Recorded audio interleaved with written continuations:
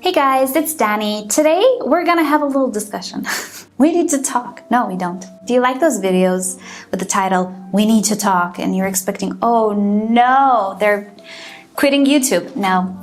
Well, we need to talk about something that I have to face lately, and maybe some of you have to face it as well. And maybe this video will inspire you a little bit, I don't know. Or maybe it can provoke a discussion. You're always welcome to leave me a comment down below. And this is, what will I prioritize when I start buying orchids now that I have a limited space, now that I have some experience with orchids, and now that I think I kind of matured a little bit in my orchid and plant growing endeavors. I can be as mature, I can be like super mature, but if it's a hobby that I just started, I'm still like a child, which is very fun. This like childlike stage of any hobby is absolutely fantastic.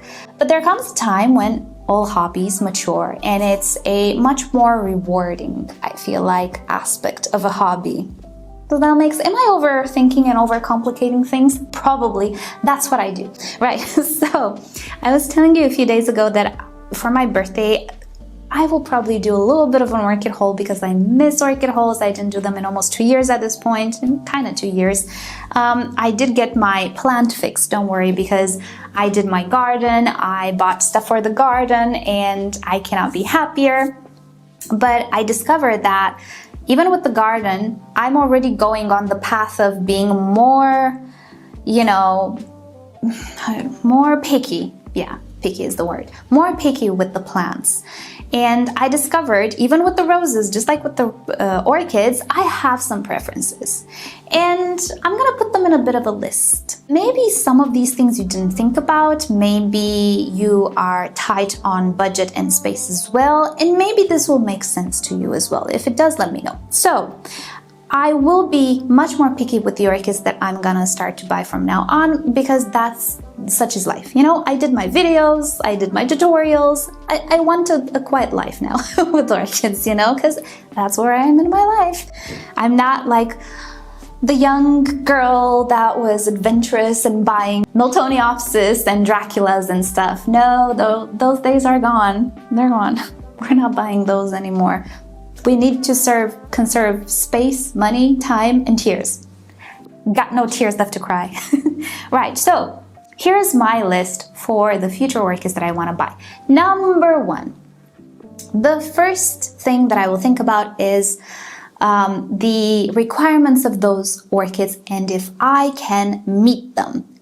And here I am definitely referring to cloud forest orchids such as Masdevallias, Draculas, Miltoniopsis, even Lilialer.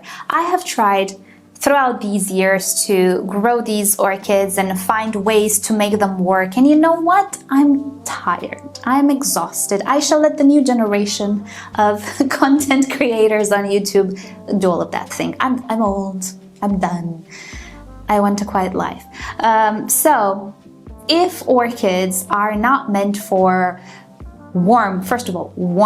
generally warm climates, drier climates, they're not meant for my room, because I'm not going to transform this room into a fridge or something that will require so much resources for me. These resources are stretched right now between like real life stuff that matters. I need to take care of my little family, my little house, my little animals, my husband, all of that. That's more important, Gone are the days when I didn't have a care in the world. Kidding. I don't know why I'm being melodramatic today. I am a very theater-y type of person in real life, actually. But it's kind of annoying, so I pipe it down on video.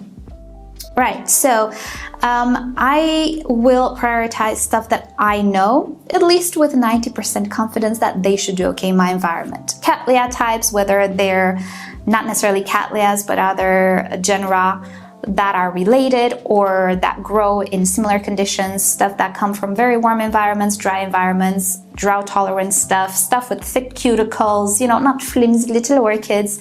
Those take priority above anything else. And it didn't used to be like that in the past. In the past, I was very drawn to discovering orchids, which again, it's such a beautiful stage of this hobby. And if you're in that stage, go ahead, take advantage.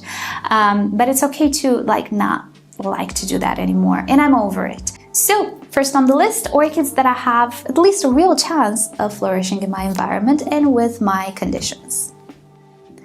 Next up, this will come to no surprise, but again, it has been reaffirmed to me with the roses as well. The second priority for me is fragrance. I love fragrance. If I don't smell a nice fragrance, I am sad.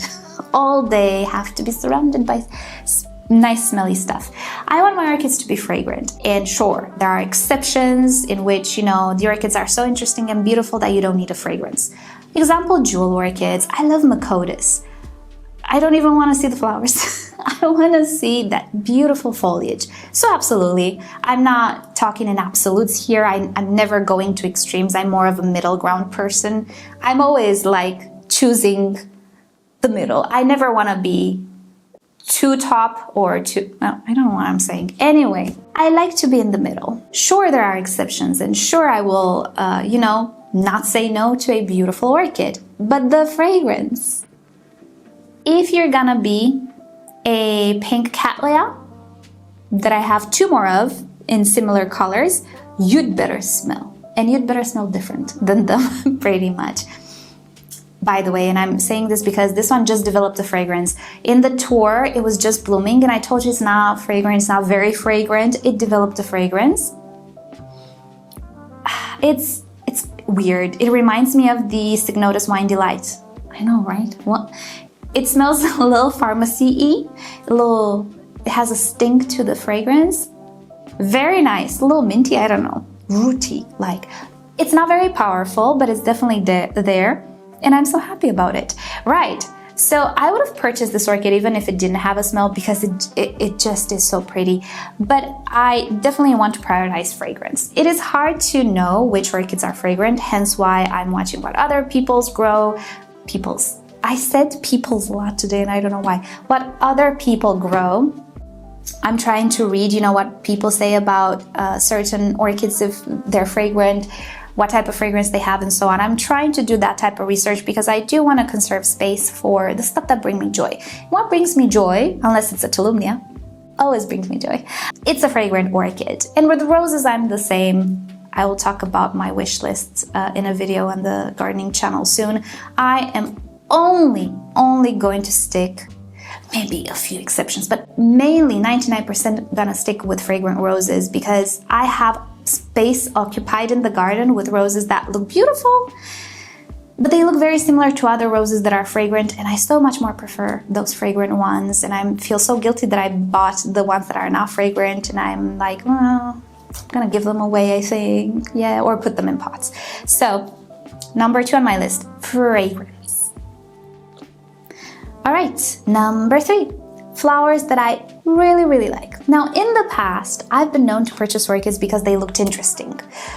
Even maybe if there were flowers that weren't really all to my liking, they looked interesting, and I wanted to do videos about those things, and I wanted to see them real life. But some of these orchids, you know, they weren't interesting enough, plus not fragrant. They weren't interesting enough to take space, or they're not interesting enough to take space in my current room, which is very limited on space. So how the flower looks like is gonna be a major consideration. If I have 5 more Kallax orchids that look the same, and I'll give you one example. I have the Yutong Star, I'm looking at it, Yutong Star orchid, and I have one. It is a Laelia purpurata variety Carnea crossed with Brassavola something. They look very similar. I prefer one over the other because it just has a more tidy growth and blooms more often. But they look so similar, I just don't want to have them both in my collection. There isn't even a very major difference in scent. So one has been or will be given away. I'm gonna keep one of them. So again, if I see a Cattleya that looks very similar to another 3 that I have, why should I have that as well? So the way the flowers look need to, 1, be to my liking, and I do really like very elegant flowers, not weird flowers. The creepy stuff I reserve for other areas of my life, like movies. I like a creepy movie. Oh, heck yeah, I need to rewatch the Blair Witch Project soon with my husband. Can you believe my husband did not watch the Blair Witch Project? This cannot be. He needs to watch it. Am I right? Tell him in the comments. So, my creepy side will be reserved for Halloween decorations, movies, and like my tattoos, maybe, I don't know, and stuff. But in the realm of flowers, I'm girly. I like girly flowers. I like very pretty things. So that will be a priority. They need to be in colors that maybe are unique, or I don't have too much, or they need to have a shape that is just not so similar to everything I have. I have, if I will be honest, golden peacock, I see it in bloom. Yellowbird, I see her in bloom. And there's another one, the copper queen something. Not copper queen. I'll put it on the screen. They're beautiful. All three of them are beautiful and I love them, but they look similar. I have enough of those. I shall not be buying anything that looks yellowy, coppery, orangey like that, because I have three of them. They're all slightly different, yes, but I have enough. No more yellow brassavola looking like flowers for me, unless they look like the cucullata. I don't have something like that. So in that regard, I'll be very specific about the type of flowers that I choose and so on. And yeah, that's all I have to say about that. And the fourth considerant will have to be pattern of growth. Now I have quite a bit of experience with Cattleyas as well, and I can do a little bit of research, look into the parentage of especially Cattleyas, but other plants as well. I'm into Cattleyas now, who am I kidding? Cattleya types, right? I will do some research just to see or try to anticipate the pattern of growth on these orchids. I have many Cattleyas that bloom once a year. Fuchsia Glory, which I love. The Amazing Thailand, again, I love those. And I specifically love them because they do not skip a year. They bloom once a year, they grow slow, but every year they bloom. Yay. However, they are exceptions. Most of these orchids don't always bloom once a year.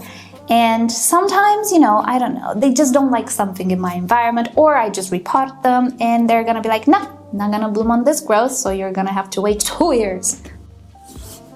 Girl, we're not doing that anymore. I will prioritize or try to anticipate the growing pattern of these orchids. If there is one of those that I know, like I have a feel, I know it grows slow, and I also read about it that it's a slow grower, it will really have to be special for me to purchase it, because it will fall down, it will trickle down the bottom of my preference if it's one of those.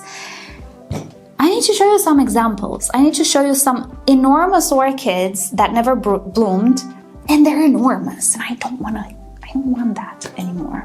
Let me see if I didn't divide them. Hold on. Okay, got one. Given this one is fairly new, it might turn out to be a good bloomer. Oh no, she's old. This is the perfect example. Let me show you. This is, okay, so the tag goes back to 2021. It might be older than that. This is BLC Majestic Light. Now, given this one had some issues in the past and it bounced back, but it's one of those orchids that has very slow growth. One suitable per direction of growth per year. I'm trying to put this tag back. It's hard. Anyway, here she is. She's a big one. She's healthy, not so eager to bloom for various reasons. She might become, like I have a Cattleya that I know I messed up a lot with. She didn't bloom in 6, 7 years, 8, I don't know. Now she has buds.